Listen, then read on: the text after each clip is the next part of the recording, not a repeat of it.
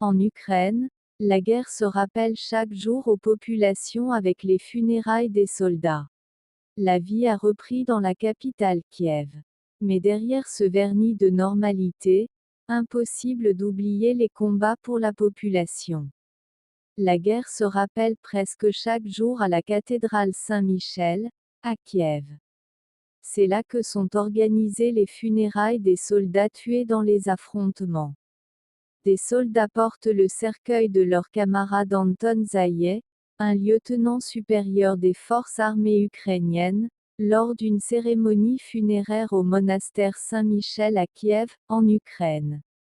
Ce jeudi 15 juin, cela fait 477 jours que l'Ukraine vit au rythme de la guerre. À la cathédrale Saint-Michel, le rituel est toujours le même, comme immuable. Des militaires déposent le cercueil dans la cathédrale.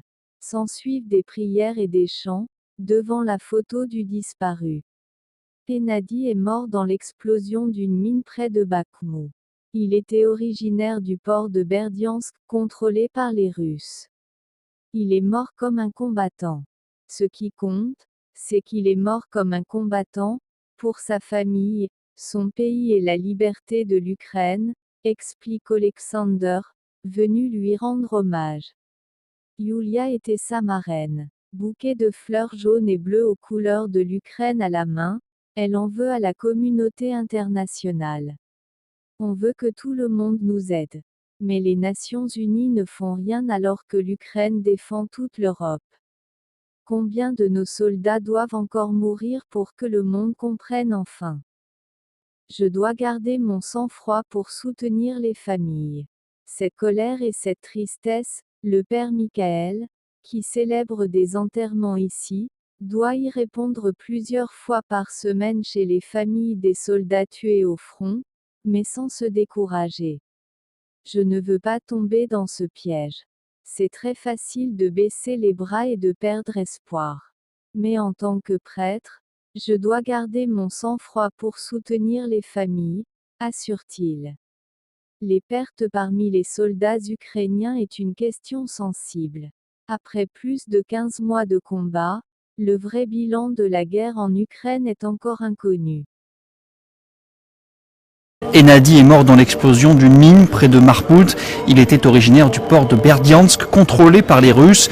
Alexander est venu lui rendre hommage. Ce qui compte, c'est qu'il est mort comme un combattant pour sa famille, son pays et la liberté de l'Ukraine. Yulia était sa marraine, bouquet de fleurs jaunes et bleues aux couleurs de l'Ukraine à la main. Elle en veut à la communauté internationale. On veut que tout le monde nous aide, mais les Nations Unies ne font rien alors que l'Ukraine défend toute l'Europe. Combien de nos soldats doivent encore mourir pour que le monde comprenne enfin?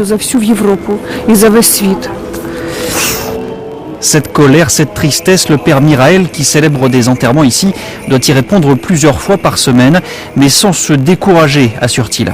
Je ne veux pas tomber dans ce piège. C'est très facile de baisser les bras et de perdre espoir. Mais en tant que prêtre, je dois garder mon sang-froid pour soutenir les familles. Les pertes parmi les soldats ukrainiens est une question sensible.